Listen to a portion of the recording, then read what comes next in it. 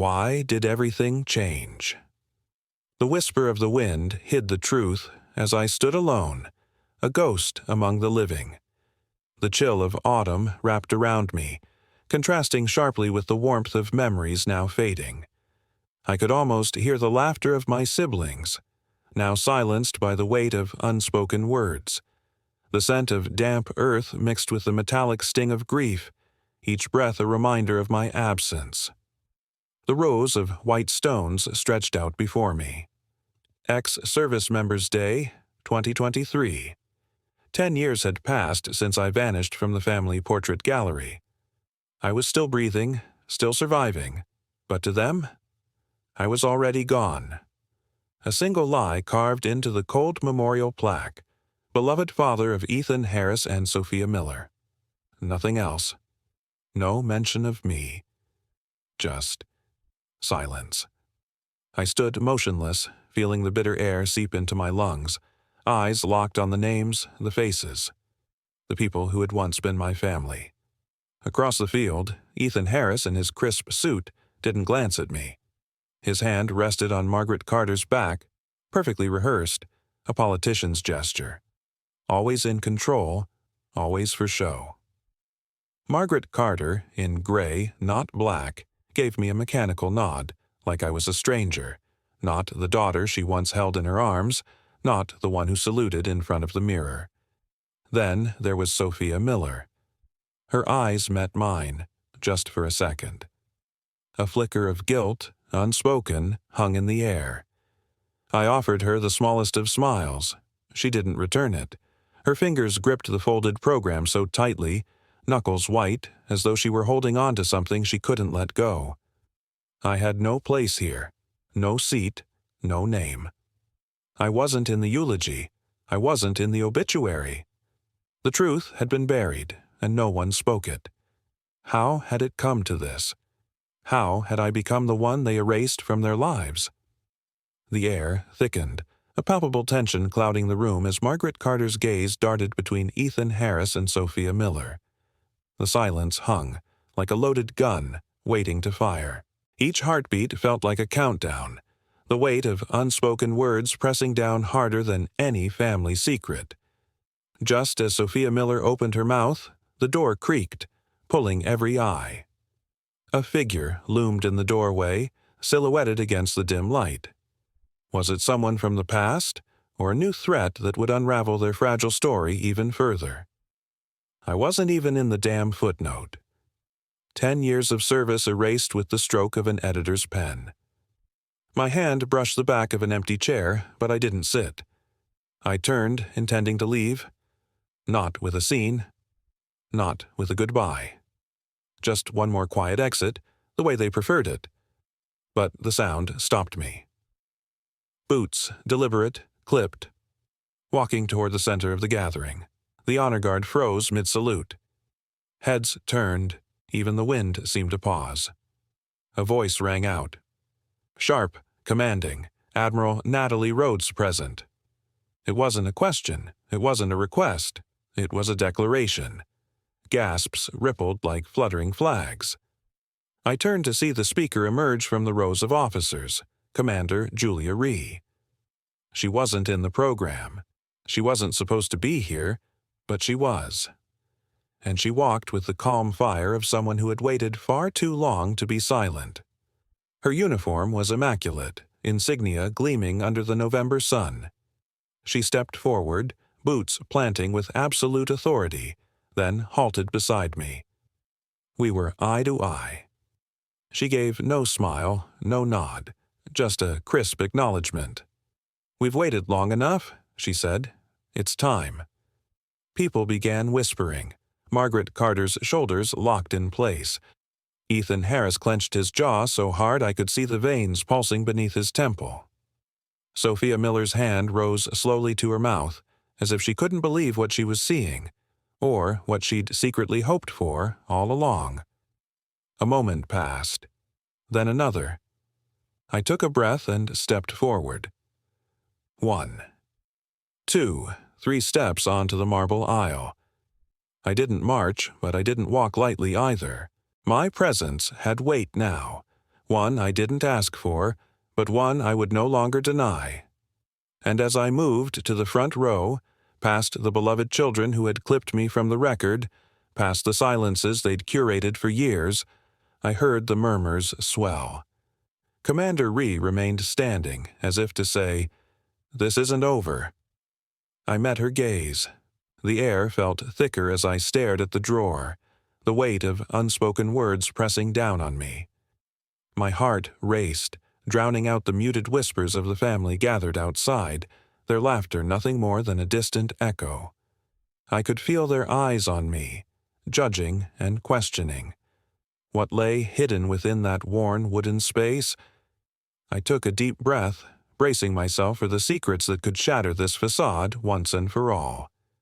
Then again, what if some truths were best left buried? I faced the flag, the folded triangle resting on the polished oak casket, the one they wouldn't have let me touch until now. The silence was no longer sacred. It was cracked open, and for the first time, they couldn't ignore my name.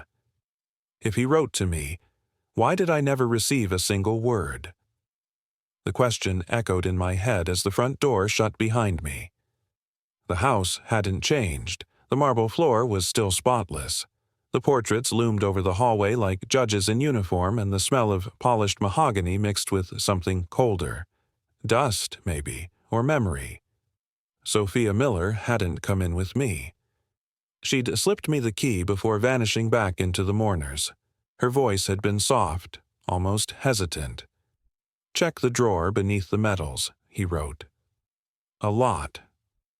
I didn't ask what she meant. I was afraid if I spoke, she'd take the key back. The study was exactly as I remembered it, except emptier. The air was colder in there, too, like it had forgotten how to be breathed. My father's desk stood untouched, massive carved oak, cluttered but not chaotic.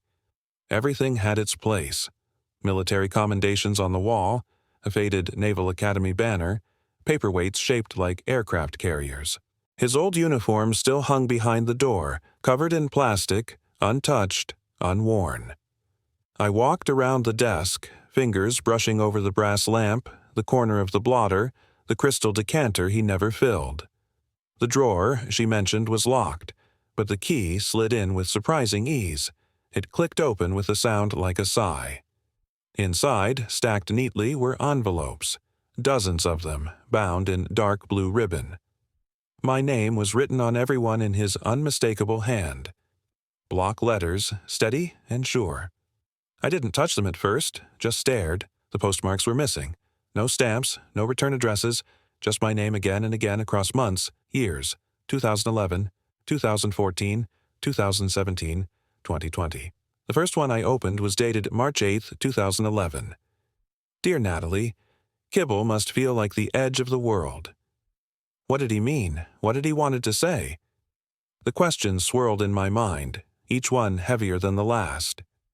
I could feel the weight of my family's expectations pressing down on me, the unspoken rules that had governed our lives. Would this be the moment that changed everything, or would it simply deepen the silence that had always existed between us?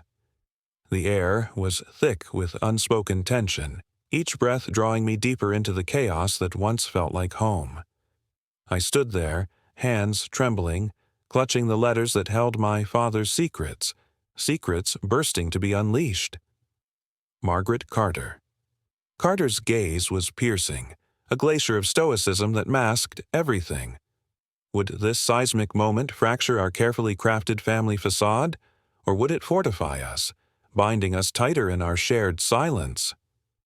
Questions loomed like storm clouds, heavy and unresolved. I peeled back the first letter. I know I shouldn't write operational security and all, but I had to tell you I saw the footage. You moved through that alley like you were born for it. I'm proud of you. Each word echoed the love he never voiced, the emotions he buried under layers of duty. Your mother says not to send this. She thinks it'll make you sentimental. She thinks emotions are a liability in the field. He was right, of course. My mother believed that feelings made you weak. But the truth, The truth was pouring out in ink, raw and conflicted. I read it again, feeling each syllable pulse with unexpressed affection. The letters were remnants of a father who was more than just a soldier. Then Margaret Carter stepped into the room. "Your father didn't want to weaken you," she said, her voice like a cold wind. I gripped the edge of the drawer, frustration boiling. He didn't want to forget me either. I glared at her, stunned by the absence of sympathy. Not just the mother who cut me out, but a woman convinced that silence equated strength. "There's a difference between strength and neglect," I snapped. Her expression didn't budge. "You had your own path. You didn't need his approval." But I did. My voice trembled with the weight of it. I earned it. She left, her silence shouting louder than any argument could. I turned back to the letters, heart pounding as I uncovered an envelope, thicker than the rest. The government seal sent a chill down my spine. Slowly, I unfolded it. "Command Transfer Authorization, Operation Red Crest to Vice Admiral Natalie Rhodes." The weight of those words struck me like a thunderclap. He didn't just trust me. He selected me for command, for legacy. Eyes scanning the signature, my breath hitched. Richard Rhodes, followed by Ethan Harris Rhodes. My brother's name stopped me cold.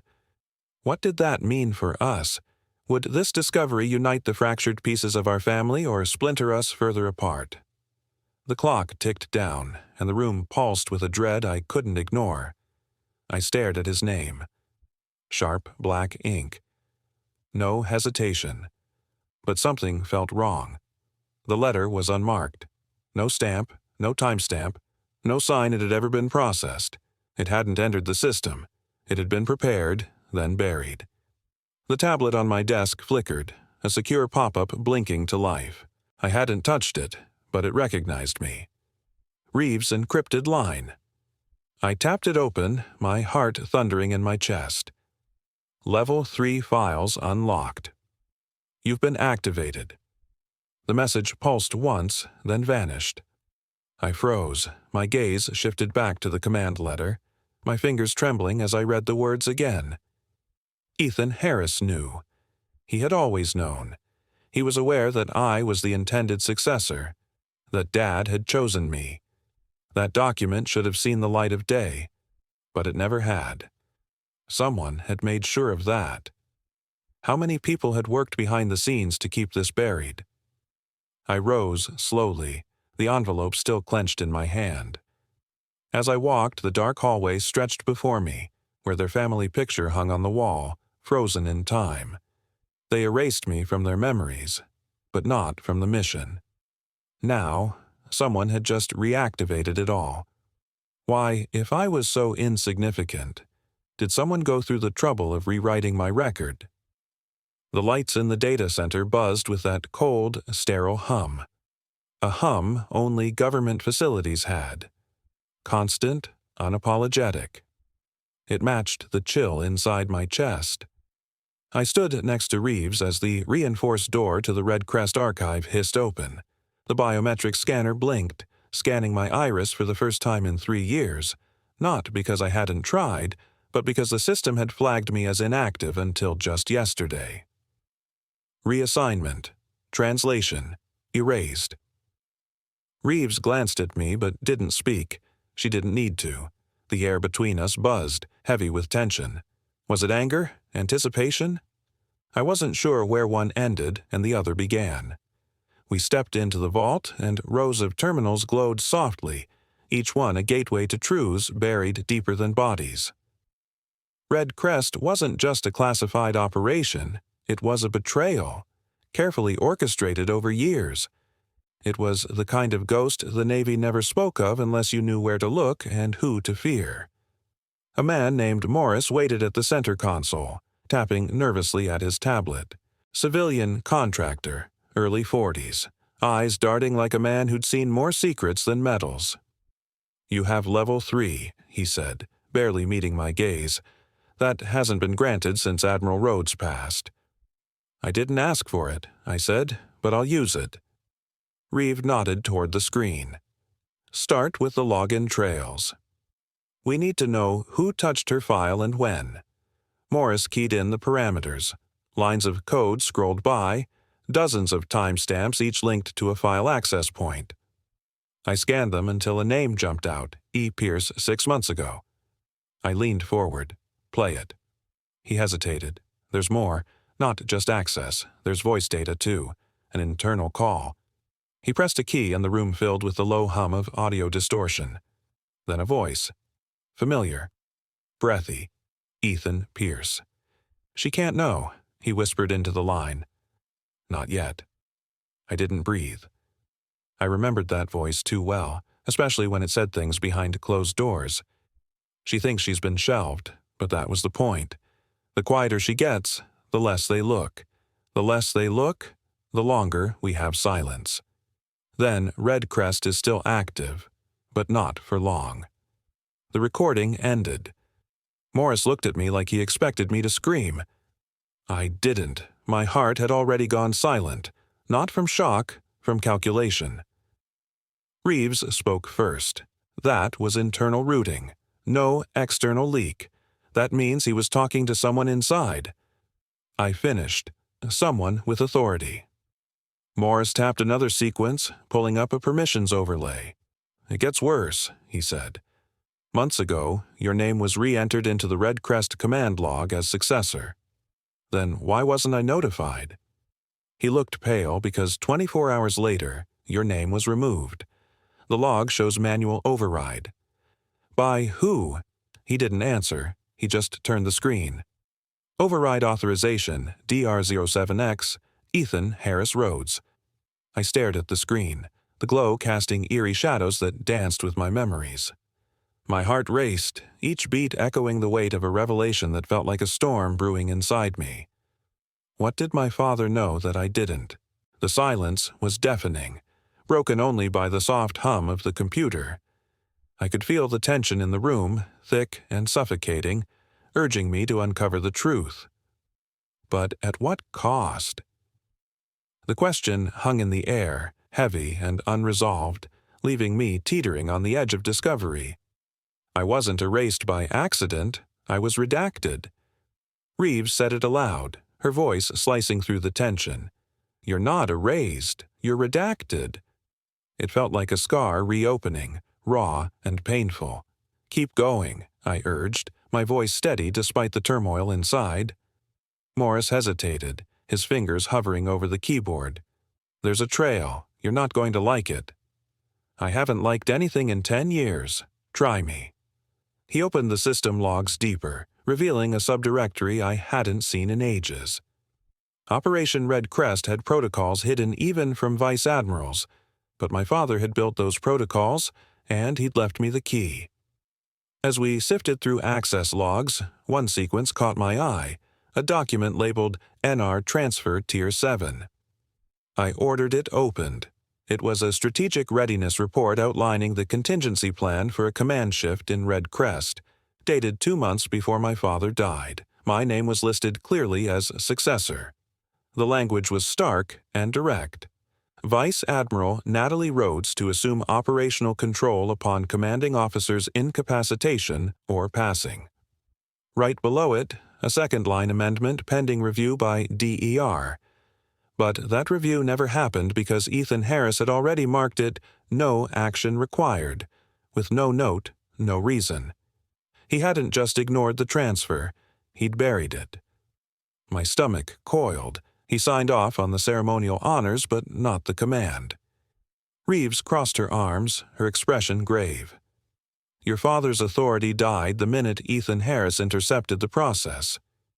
You were shut out before the ink dried. I stepped back, pacing, feeling the tremor in my spine. Why give me full activation access now? Reeves met my eyes, her gaze steady. Because someone in the chain just pulled your name back up, probably thinking you'd stay quiet. Be grateful.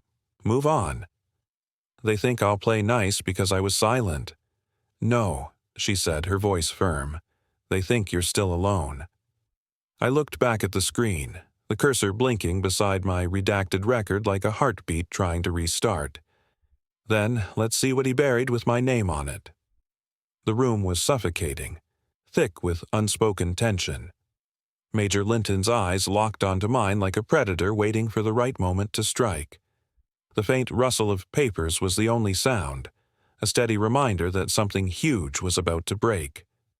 My thoughts churned, a whirlwind of uncertainty, but one thing was clear. I was on the edge of something monumental. Could this be the moment everything I'd fought for, my family, my identity, my truth, would come crashing down? I had no idea, but I had to know. I had to dig deeper. I stepped closer to Linton's desk, my heart pounding, as the faint scent of dust mingled with the sterile, artificial freshness of pine cleaner. He didn't flinch as I peered over the screen. The Marshall Recovery Fund, a name that, on the surface, seemed like something noble. Ex-service members' housing, rehabilitation, a shining facade. But underneath, something darker.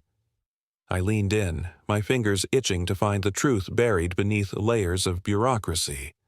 The trail led me straight to a shell corporation, offshore accounts, no public board members. But one name stood out: DRHS. I felt the air in my lungs freeze. "How much?" I asked, my voice barely a whisper. "$3 million," Linton replied coldly, tapping the screen with a deliberate slowness that made my stomach churn.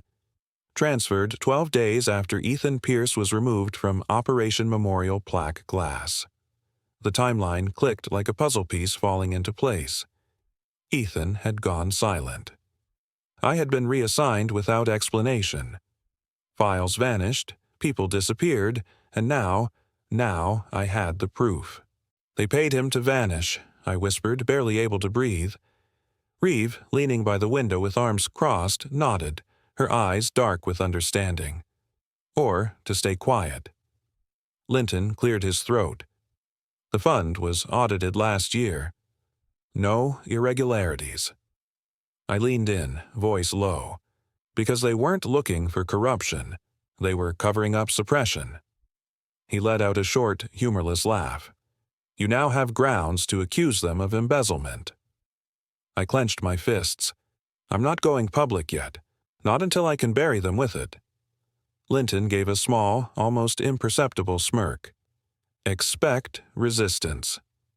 Reeve and I walked out into the biting wind, the chill on my face a welcome sensation. It steadied me, but I knew. This wasn't over. This was just the beginning. The van was silent, the air heavy with the scent of rain and asphalt. My mind raced as I stared at the flickering screen. Ethan, slumped and older, sat across from Ethan Harris, a moment suspended in time. The grainy footage showed Ethan, deep in thought, eyes distant. Ethan Harris's voice crackled through the static. "She can't see this. If she does, the medals won't matter." The words hit me like a gut punch. Medals, legacy, the image of our family. It was all built on lies.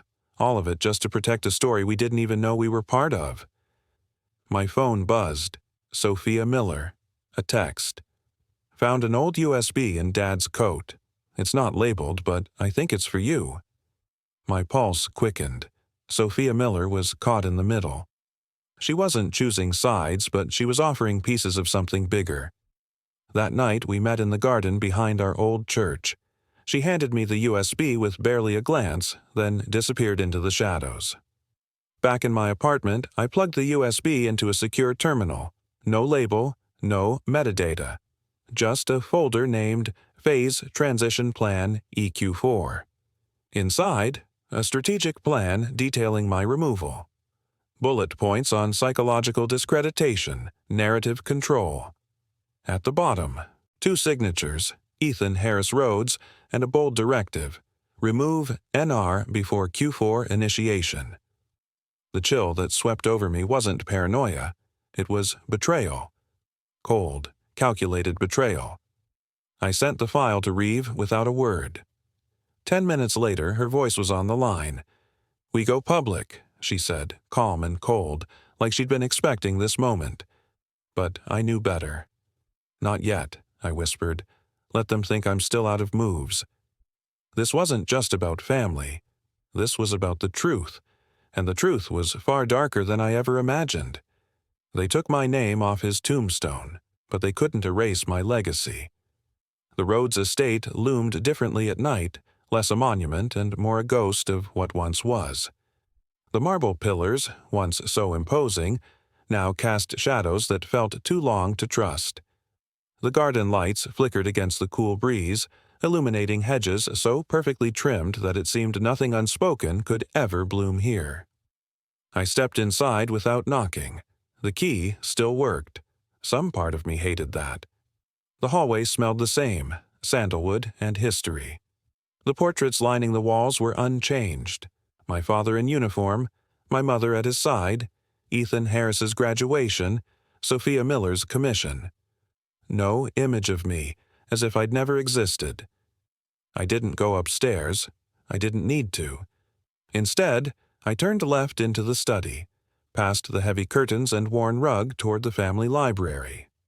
There, near the fireplace, was a picture of my father, framed in gold leaf, untouched since the day it was hung. His eyes seemed to stare into a distance only he could see. Behind the frame, I found it. The latch was small, nearly invisible, an old naval trick he'd taught me when I was 12. Push, twist, slide. The wall clicked open, revealing a hidden recess. Inside was a small wooden box. I pulled it out, cradling it like it might vanish. It wasn't locked, just sealed with care. I opened it slowly. A single medal gleamed beneath the lid. The Navy Distinguished Service Cross, untarnished, unpresented. Beneath it lay a folded scan of the original command authorization, the real one. Dated, signed, stamped with my name where it belonged, and beneath that, a handwritten note. "You're the only thing I was ever proud of without needing to say it aloud." I stared at the words until the ink blurred. Behind me, footsteps echoed. I didn't turn. I didn't have to. Margaret Carter's voice sliced through the air, cold as frost on marble.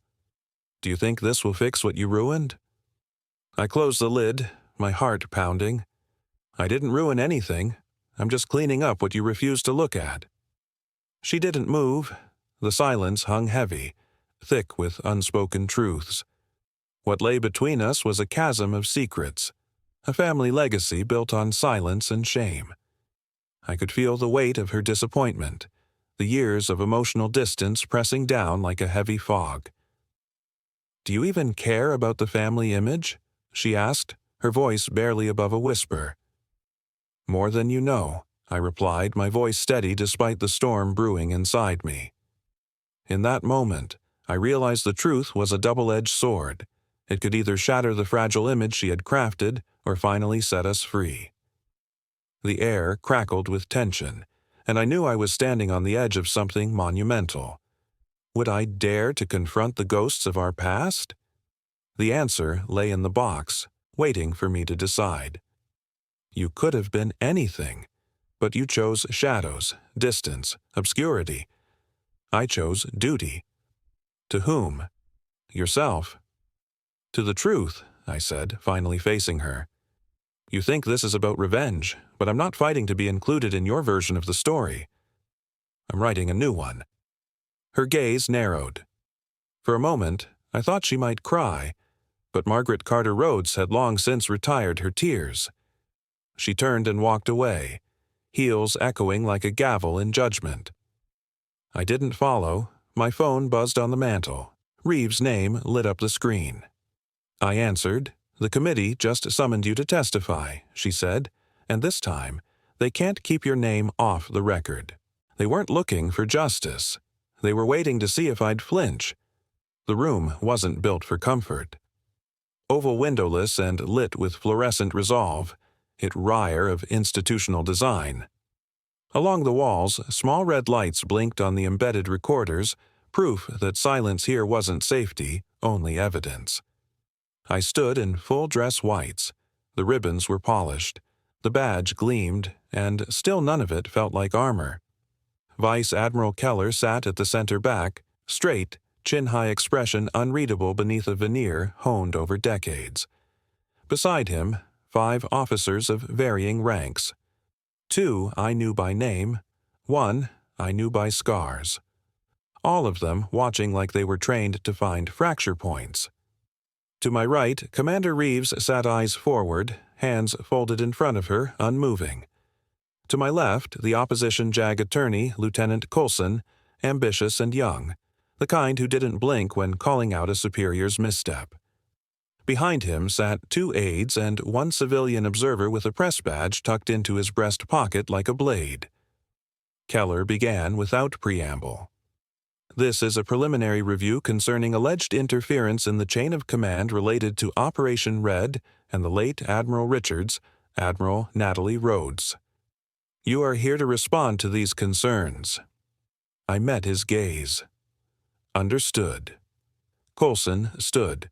Let's dive into a story that's not just about family, but the heavy truths we often hide behind well-kept facades.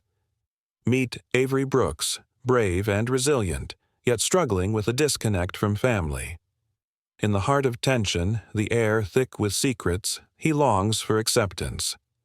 Then there's Margaret Carter, his mother, a portrait of stoic control, battling the gnawing reality of estrangement within her family. Can family loyalty withstand the pull of personal truth? Maybe not. We also have Ethan Harris, the political brother, striving to navigate societal expectations while fielding his own inner conflict. And there's Sophia Miller, the observant sister whose mind is clouded with guilt. She feels the weight of her silence. It gnaws at her, stirs her conscience, craves the honesty that's always been just out of reach. As tensions soar, a sudden hush blankets the room. The screen flickers, revealing a hidden message embedded in the scanned documents. Family first. The words strike like lightning, illuminating the truth that shattered their calm. Suddenly, Margaret Carter's facade cracks. We see those unshed tears that betray her composed exterior. What is she hiding? Ethan's practiced demeanor falters, exposing the storm beneath his political armor. And Sophia's guilt?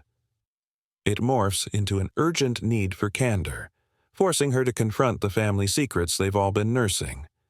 This moment feels electric, thick with the scent of rain seeping into the warmth of the room. Each heartbeat echoes against the backdrop of unspoken truths, their realities colliding in a vessel of raw emotion. Do they dare shatter the image they've crafted, or will they stay trapped in this web of familial loyalty? As silence stretches, the audience feels the weight of every secret unraveling like a tightly wound thread. Families can either bind us together or tear us apart. This is their reckoning. And the question looms: can they forge a new path together? This is their story. A tale of struggle, acceptance, and the unyielding desire for connection amidst chaos. The air was thick with unresolved tension as Margaret Carter stood like a memorial plaque statue, her face a mask of control, yet her eyes leaked unvoiced lament. Ethan Harris, her political son, hesitated, finger hovering over his phone. The message threatening to crack their perfect family image loomed before him, a decision that could shift the very foundation of their lives. Meanwhile, Sophia Miller's breath hitched, guilt gnawing at her, unspoken words curling in her throat. Silence enveloped them, heavy, palpable. What would they choose? What price would they have to pay? The atmosphere stifled, every heartbeat an echo of unseen turmoil, the truth just beyond reach. Outside, the rain whispered against the window, a backdrop to the chaos brewing inside. Avery Brooks felt that familiar ache of disconnection, his identity teetering on the precipice of familial acceptance. Dark secrets shrouded their family, whispers gathering like storm clouds.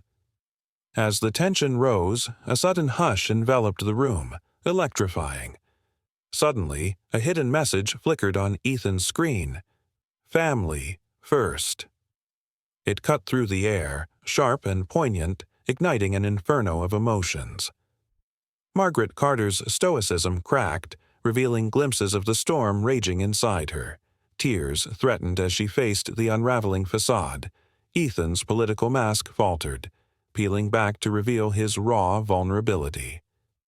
And Sophia, her guilt transformed into an urgent yearning for honesty, a desperate need to lay bare the secrets they all harbored. The weight of their silence was suffocating, each heartbeat a reminder of the truths buried deep within.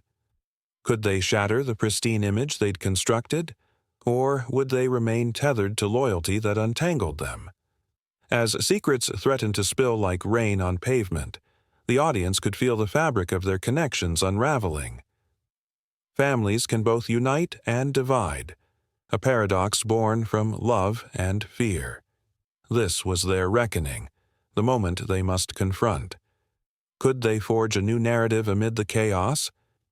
This was their story, a tale of struggle, acceptance, and the relentless quest for connection in a world full of uncertainty. In the heart of North Carolina, a cabin stood abandoned, half hidden by trees and years, shrouded in whispers of the past. I approached it, heart pounding, the air heavy with unspoken words, memories echoing from long ago. Inside lay secrets that had the power to shatter their already fractured world. I knocked twice, anticipation twisting in my gut. Only silence greeted me in response. From my coat pocket I pulled out a weathered photograph, a relic of time gone by. Faded but familiar. My father, Marlowe, Ethan, a younger me, all gathered around a map as if it held the answers to our lives. But in that corner, a shadow danced, a figure that wasn't supposed to be there. Sophia's voice trembled when she warned me earlier, her words echoing, a chilling reminder that not all truths were meant to be hidden. With growing urgency, I knocked again and slid the photograph under the door. Would the revelation contained within break them apart, or finally bring them together? The moment of truth was here, and nothing would be the same again. 30 seconds later, the door creaked open. Colonel Wes Marlowe stood there, older but still formidable. His hair had turned completely white, and a scar now traced from his jaw to his collarbone, a reminder of battles fought. He didn't smile. He didn't blink. "You're not supposed to know where I live," he said, his voice steady. "I'm not supposed to know a lot of things," I shot back, "but here I am." His gaze fell to the photograph at his feet. Though his expression remained unchanged, something in his posture softened. I had sworn never to see that picture again. "Then look past it," I urged. "Look at what they did to us." He picked up the photo and stepped aside, allowing me to enter. The cabin was darker than it appeared, illuminated only by a flickering kerosene lamp in the corner. A battle map lay spread across a dusty table, pins still stuck in place as if the mission were merely on pause. Dog tags hung from a nail on the wall, a haunting reminder of lives lost. A stack of sealed folders rested on the mantel, secrets waiting to be uncovered. Marlowe moved like a man who knew which ghosts were his and which weren't. "I'm not going to talk about Red Crest," he said, his voice low. "That operation was buried for a reason. I'm not here to exhume it. I'm here because someone used its corpse to kill my career." Finally, he met my gaze. "Still a roadblock. Still cleaning up after one," I replied, the weight of our shared history hanging in the air. Silence enveloped us. I pulled the scan from my coat, the transfer order, my father's signature, and Ethan Harris's too. Marlowe studied it intently. "I signed papers that buried good men," he finally said, "but I won't bury her." He turned to the fireplace, prying open a brick behind the grate. From the hollow, he retrieved a small cassette tape. "Deliberate recording of a debrief," he explained. 2011. Ethan was told to amend the report, redact your input, suppress casualty data. You were named as successor in one draft, then scrubbed. My fingers tightened around the cassette. "Who gave the order?" I demanded. He didn't answer. Instead, he locked eyes with me. Ethan Harris. The air thickened with unspoken truths, shadows flickering ominously against the cabin walls. I could almost taste the tension, like a storm about to break. Would he choose the truth or the safe lie? My heart raced. The room was thick with the scent of stale coffee, the hum of the refrigerator a constant reminder of the quiet tension.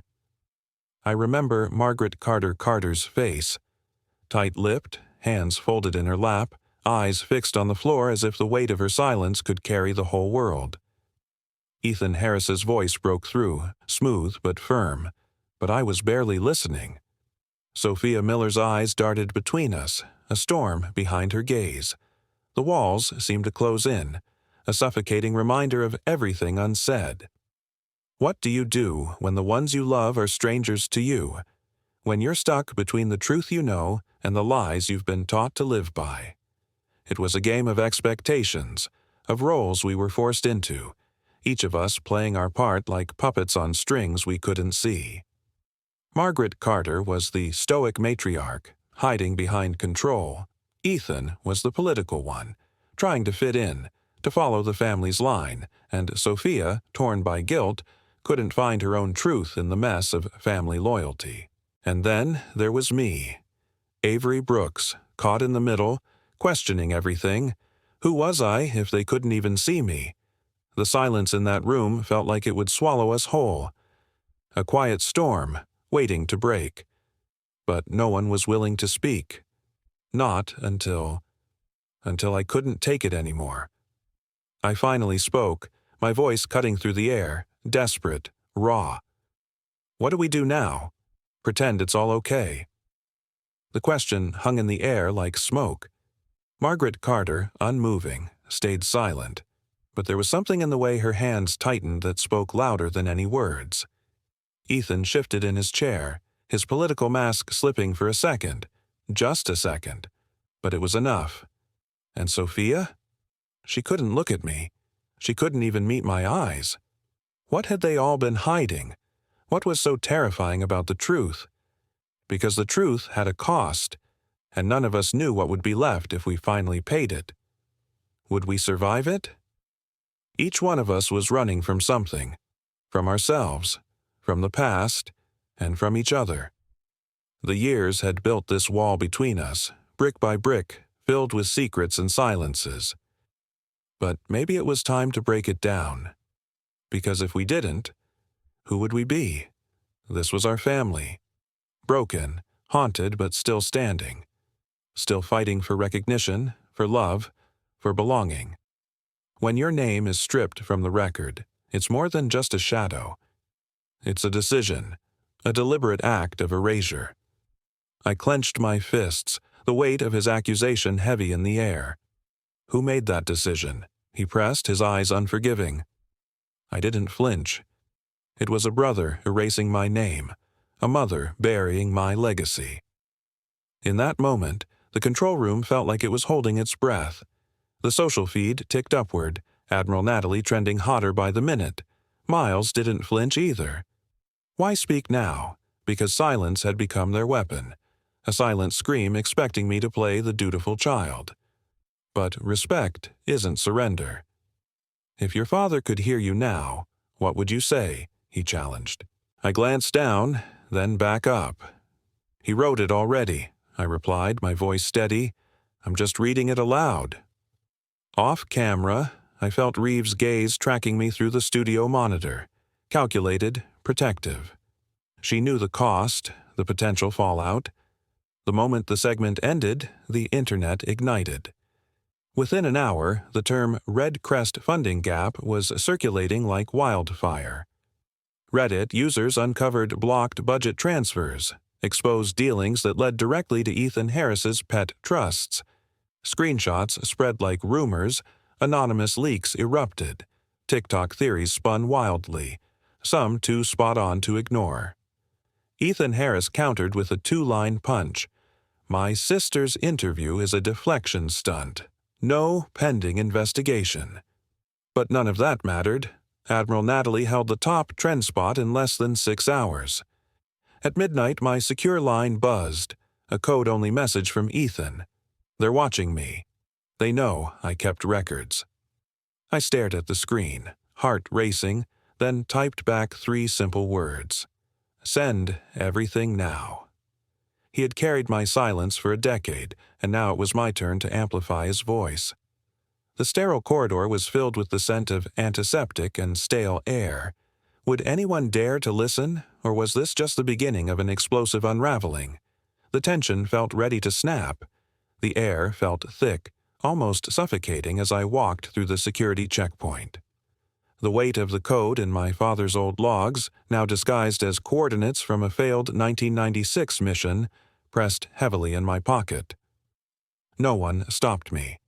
The badge still worked. Authority lingers, even after it's buried. I reached the door. No signage, just matte black and a red sensor. I tapped twice. The light blinked green. I entered. Inside, a cold, dim room hummed with the quiet buzz of low-voltage machines. And there he was, Ethan Pierce. His eyes, tired and hollow, met mine. "Thought you'd never come," he whispered. I didn't answer. I had known this moment would come. Not from sickness.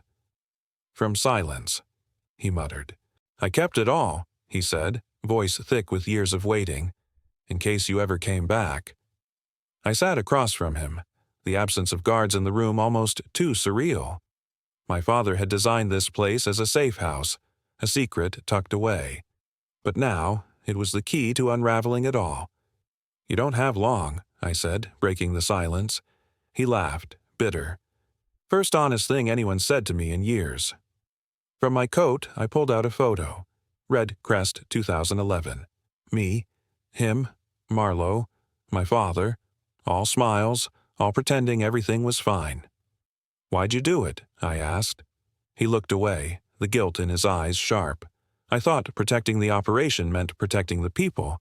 I didn't realize they were the threat. I could feel the tension shift. "They'll kill you," he said, barely above a whisper. "They're already trying," I replied, my voice steady. "But they'll get to you first, unless we move now." He hesitated, his hands trembling slightly.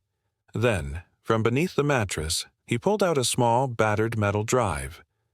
"Everything's here," he said. The weight of the moment hit me. This was it.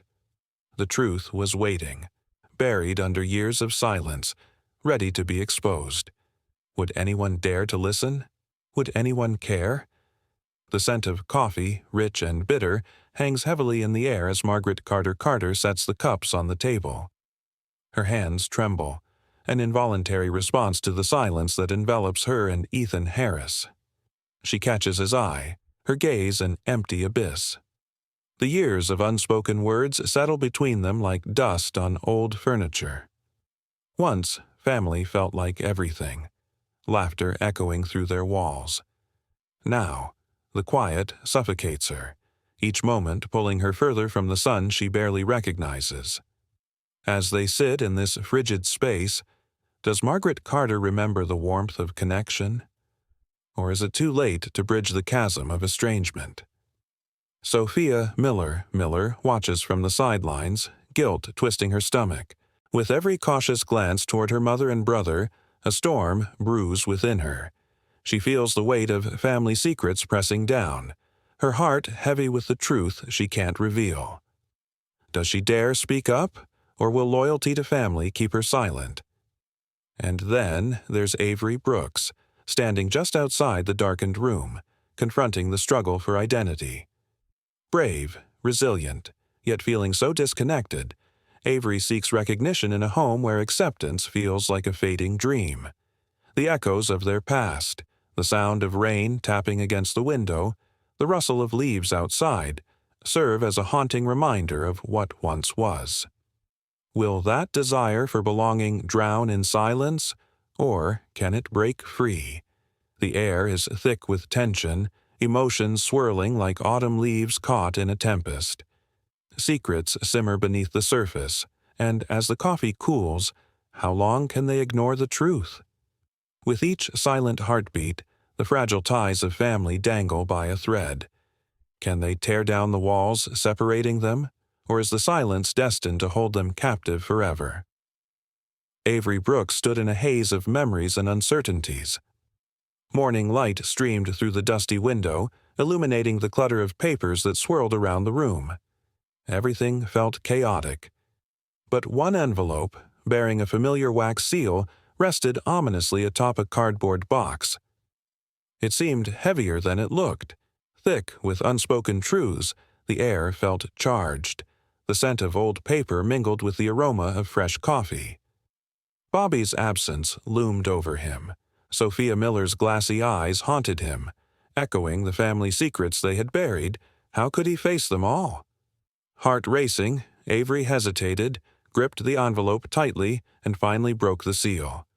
This would change everything. The words inside held the power to unravel everything he thought he knew about family and identity. Margaret Carter. Carter poured coffee into mismatched mugs, her hands trembling. Ethan Harris sat across the table, eyes hollow with lingering pain. The silence stretched, heavy like the dust gathered on their family portrait gallery. Memories of joy felt distant, obscured by the years of estrangement. Did Margaret Carter even remember laughter, or had the silence carved too deep? Sophia Miller lingered in the background, her stomach twisted with guilt. She exchanged furtive glances with her mother and brother. How could she betray the secrets that bound their family? Yet that loyalty weighed heavy on her heart. Does she continue holding back, or dare to break that unspoken promise? Days of tension lurked, eager to break free from this prison of silence. Avery hovered at the doorway, fiercely longing for recognition in a family where acceptance felt like a mirage. The rain's scent mingled with the crisp fall air, teasing with memories. Can he find belonging, or will his hopes drift away like the dying autumn leaves outside? The moment thickened. Secrets lay simmering, where unspoken words echoed louder than the rustling leaves. As the coffee cooled, the clock ticked impatiently. Would they dare confront the truths lying beneath the surface? With each beat, the fragile threads of connection unravel.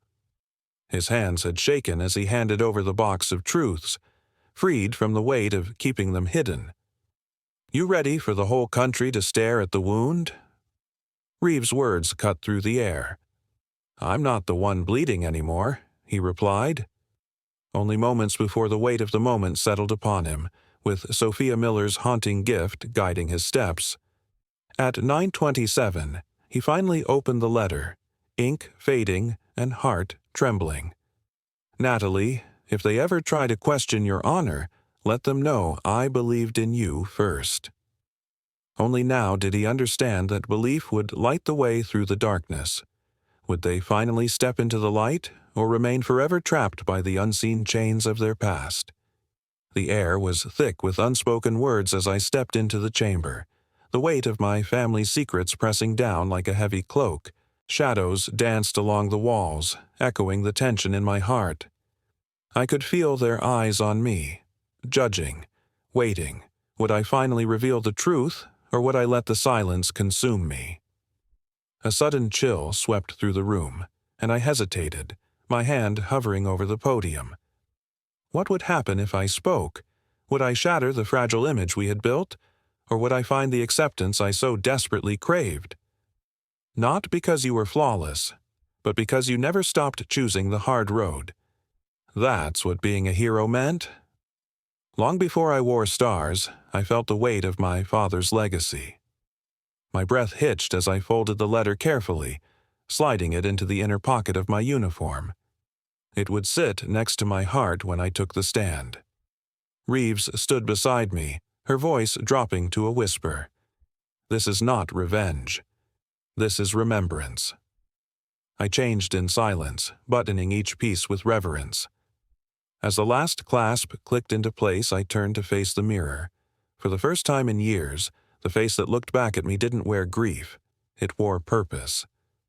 A knock on the door broke the quiet. I opened it to find a congressional staffer holding a clipboard and a thin smile. "They're ready. you're next. They thought I stayed quiet because I was guilty. I stayed quiet because I was gathering truth. The oak-paneled chamber of the United States Capitol was colder than I remembered, not in temperature, but in posture, in the gleam of camera lenses like unblinking eyes, in the weight of silence hanging before a storm. The Military and Defense Oversight Committee sat before me like a firing squad dressed in patriotism. Red ties, silver stars, and in the first row behind them, the public seating, journalists, aides, families, mine included. Ethan Harris sat 2 rows behind the committee, calm as a sculpture. His suit was tailored, his smirk preloaded. Reeves stood against the back wall, arms folded, eyes calculating every breath in the room. Sophia Miller sat near Margaret Carter, whose posture was ramrod straight as if this were a family recital instead of a reckoning. The gavel cracked. Senator Paul Grayson leaned forward, his presence weathered but razor-sharp. This session of the Joint Committee on Military Oversight is now in order.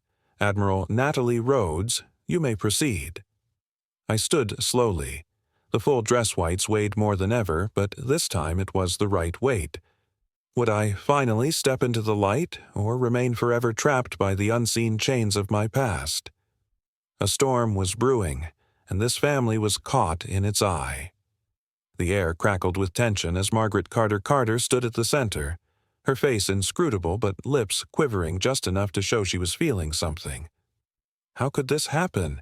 She silently questioned, her eyes scanning the room like they were holding on to a secret too heavy to share. Ethan Harris, her supportive son, shifted in his seat, trapped between his loyalty to family and the truth he knew was lurking just below the surface. Sophia Miller, her daughter, felt the churning guilt inside her, caught between protecting the family and revealing something that could change everything. Outside, raindrops began to dance against the pavement, each one a herald of the emotional tempest about to explode in their lives. Would they find freedom in honesty, or forever stay chained in silence? In the dimly lit hearing room, I stood, holding my father's letter, a message from another time. Let her speak. She's earned it more than any of us. I paused, the weight of history pressing down on us. My name had been redacted from our family's legacy for too long, not for failure, but for refusing to conform. The flash drive slid onto the table, causing the room to hold its breath. We are about to uncover the Operation Red Crest archives, I announced, the screens firing to life behind me, revealing hidden files and truths buried deep. Ethan's face flickered on the screen, dense with secrecy. She can't know, not yet. Then an email appeared. Dr. Holdings, offshore wires, all pointing back to one name, Ethan Harris Rhodes. Are you saying your brother orchestrated this cover-up? Senator Grayson asked, the room erupting in gasps. No, I stated firmly. I'm saying he financed it. A slow smile crept across Ethan Harris's face like a predator savoring the moment before the kill. Liar, he shot back, rising to his feet as cameras captured every second. Then a challenge built in the silence. Why is your signature on restricted funding trails? Grayson's gavel fell like thunder. Sit down, Mr. Rhodes. No, I replied, cutting through the chaos. Let him stand. Let the country see what silence protects. The air thickened, electric with confrontation, the walls closing in as accusations echoed in the hearing room. Would this moment break us, or finally set us free? Every seat was filled, every breath held captive by the high-definition lenses. The air was thick with tension, yet the temperature remained unchanged. But you wouldn't know it. Everyone was sweating. Ethan Harris sat in the witness chair, his posture immaculate, hands folded in a way that screamed control while betraying a sense of being cornered. His voice, however, was calm and calculated. I did not reroute black budget funds. I did not alter Red Crest Command protocols, and I most certainly did not orchestrate a cover-up to defame Admiral Natalie Rhodes. His words echoed with the rehearsed cadence of a man who believed charm could outshine the evidence. He paused, letting the weight of his statement sink in. The press held their pens, waiting. The only legacy I protected, he added smoothly, was our father's. My jaw clenched, but I stayed silent. Not yet. Senator Grayson nodded. Admiral Rhodes, do you have further rebuttal? I do. I slid the flash drive into the console like a dagger. The monitor behind me flickered to life, revealing a grainy video dated March 3, 2011. Colonel Wes Marlowe's voice was unmistakable. She was too close to the truth. Her loyalty was inconvenient. He ordered the authority reassignment himself, using our father's name to make it stick. Grayson turned to Ethan. Do you recognize this? Ethan's smirk faltered. I was never at that meeting. I pressed a button. The second audio clip played. Marlowe again, voice lower this time. Ethan Harris Rhodes said to remove her from active command before Q4 said she doesn't understand what's at stake. The camera panned to Margaret Carter Carter, my mother, whose fingers trembled around her pearls. Then, for the first time, she spoke. Stop, she said, her voice cracking like glass. All eyes turned. You were never meant to replace him, she said, her voice shaky. You were meant to hide his shame. Ethan blinked, stunned. You told me after Warsaw. You said her file would destroy everything. The room fell silent, the tension palpable as the grainy video played, revealing a moment that could shatter everything. Faces turned, breaths held, and eyes widened in disbelief. Ethan's confident facade began to crack, the weight of his family's legacy pressing down like a vice. What secrets lay hidden in the shadows of their past? The question hung in the air, heavy and unresolved, urging the audience to lean in closer, desperate for the truth to unfold. Would this moment break us, or finally set us free? The echoes of the gavel fade, leaving behind a room thick with tension. Ethan Harris's gaze shifts between the letter in his hand and the expectant crowd, his mind racing to grasp what just happened. Confusion flickers in his eyes, but his lips stay silent. Sophia Miller stands beside him, her breath shaky, the guilt weighing heavy on her chest. The hum of traffic outside feels a world away, but in here, the silence is sharp, like a knife cutting through everything. What are we really fighting for, I wonder, my fingers gripping the paper as if it could somehow anchor me in this storm. I don't speak, but I lift the final page. The words hang between us. No theatrics, just the cold truth. Margaret Carter's absence feels like a shadow, always there, lurking at the edge of everything. Ethan Harris's mouth opens, but nothing comes out. The weight of the truth is too much, too fast for him to process. Grayson's voice is ice now. This document is notarized, dated prior to Admiral Richard Rhodes's passing, validated by internal timestamp. Is that correct? Yes, I answer. The room stills. The gravity of the moment pulls every breath from the air. This hearing is adjourned, pending criminal investigation. The room is a blur of faces, of reactions, of a history I never asked to carry. But here I am, and this was never about making a comeback. It was about finally taking control. Behind me, the seal of the United States Navy looms large, its weight pulling at my shoulders. The polished podium gleams under the bright lights, casting sharp reflections, like a truth that cannot be ignored. The chamber is filled with admirals, officers, analysts, even civilians. A rare reverence hangs in the air. I stand at attention, my uniform immaculate, ribbons restored. But as I look across the room, I realize something. I've changed. Ethan sits at the front, his eyes darkened by exhaustion. But there's something more. It's the look of a man who's finally been forced to confront the truth. Margaret Carter's absence is suffocating. I can almost feel her cold breath on my neck. The voice calls out, breaking the silence. By authority of the Department of the Navy, in recognition of service rendered without compromise, and in the interest of institutional integrity, we hereby reinstate Admiral Natalie Rhodes in full rank and honor. The applause starts, tentative at first, then grows. It's a storm, building in intensity, until it surrounds me completely. And as I step forward, the question lingers. Is this truly the end, or just the beginning of everything falling apart? The scent of freshly baked apple pie wafted through the air, mingling with the faint sound of laughter from the backyard. Margaret Carter stood at the kitchen counter, her hands expertly kneading dough, a stoic expression masking the turmoil within.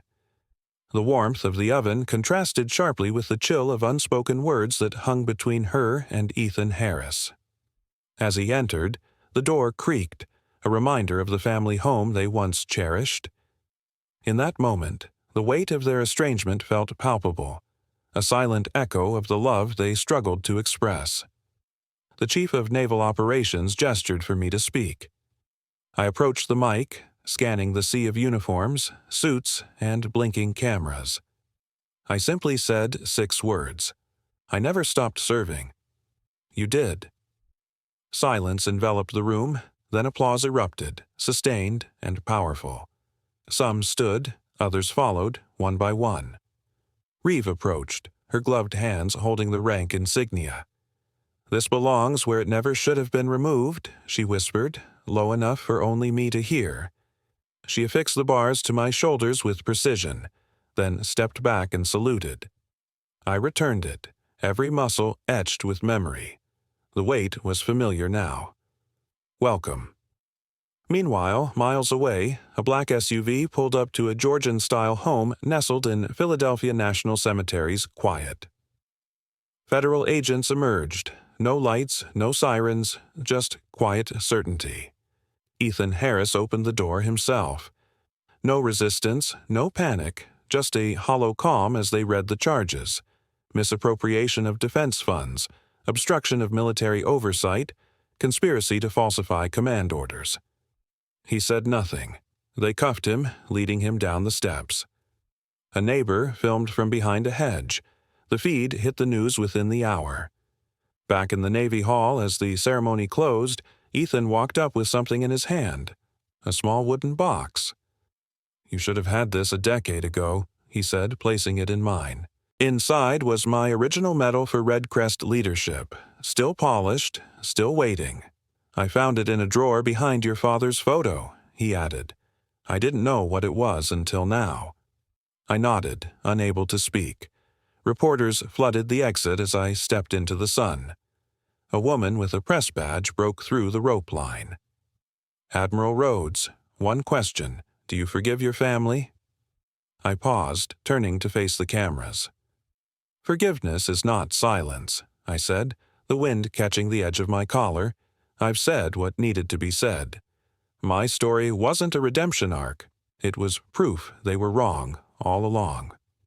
The great hall inside the Pentagon gleamed like a cathedral of steel and silence, a stark contrast to the chaos outside. As I walked away, I felt the weight of my past lifting, but the question lingered. Was this truly the end, or just the beginning of everything falling apart? The polished marble floors gleamed beneath the bright lights.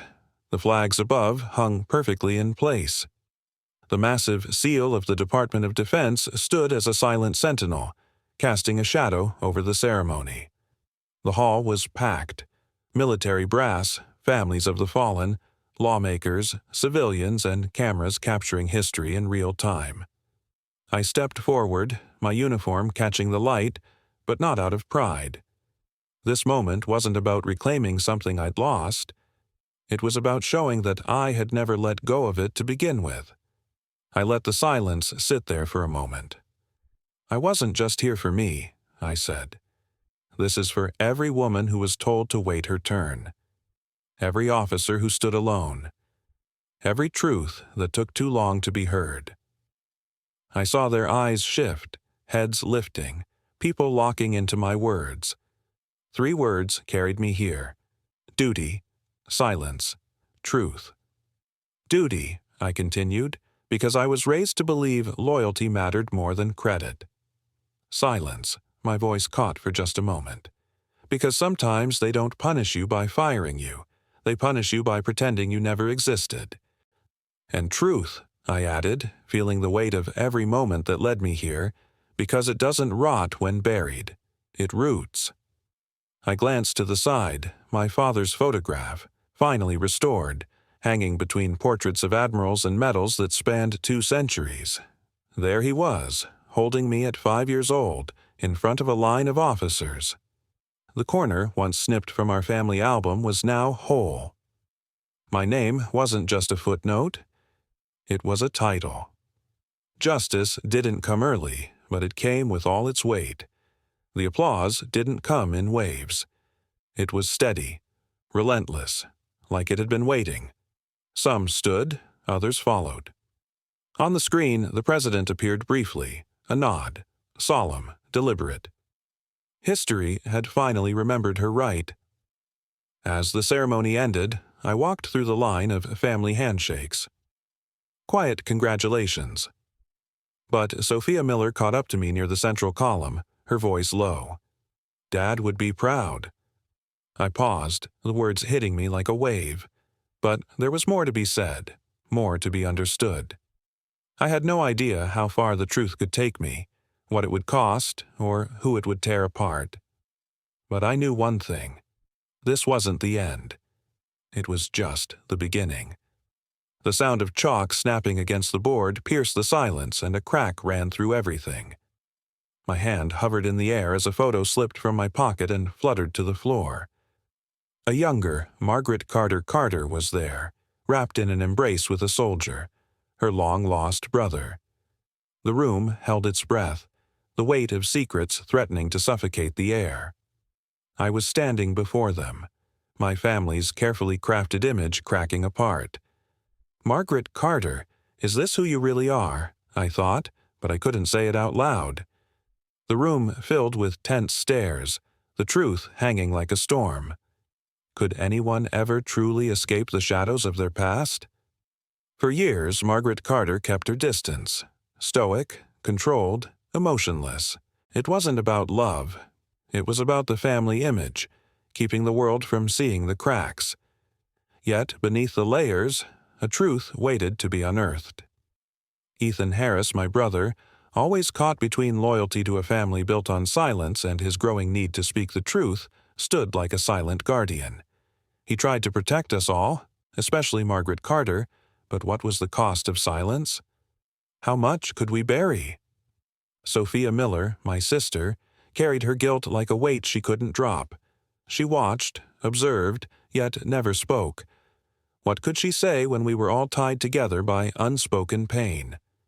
Then there was me, Avery Brooks, caught in the crossfire. I wanted to be seen for who I truly was, untethered from the past, a truth to be acknowledged. But could I ever break free from the shadows of this family? I knew what it meant to be brave, to stand up for what was right. But what did it cost? How much would it hurt? I had to find out for myself, no matter the pain. As the photo fluttered to the floor, it wasn't just the past unraveling. It was the future, too. Would our family ever heal from this? Could we ever face the truth without falling apart? The ink had faded in places, but the lines remained intact. This was the first page of a story waiting to be told. If she ever needed to know what kind of leader she already was, I would give her this. I didn't need to say a word. Sophia Miller understood. A few days later, a letter arrived from across the globe. Ethan, now stationed in Australia, still watching, still healing. You led better in silence than they ever did with microphones. I owe you more than a second chance. I owe you my voice. I folded the letter and tucked it between the pages of the journal. It belonged there, among scars and reflections. Then came the last surprise, quietly delivered. A plain box appeared on my office desk. No return address. No note. Inside were old photographs, some faded, some grainy, of my childhood. There I was in dress whites at age 9, saluting my father in the yard. But one photo caught my breath. Margaret Carter holding me on the academy steps, a ghost of a smile on her face. No signature, just the act itself, a gesture. Perhaps not forgiveness, but recognition. As evening fell, I closed my office door for the night. On the whiteboard, still fresh from the morning, were the last words I had written before the cadets left. History isn't written by the loudest, it's written by the last one still standing. After years of erasure and silence, the truth finally stood tall, etched not just in medals or transcripts, but in the eyes of those who once turned away. Natalie's name, once redacted, now echoed through halls that had denied her. Justice didn't come with fanfare, but with the quiet collapse of every lie built to outlive her. Like the final note of a long-buried anthem, truth returned, not to redeem, but to remind. Did this story resonate with you? Did it stir something deep within? Type 1 if you felt seen, or 2 if something still doesn't sit right.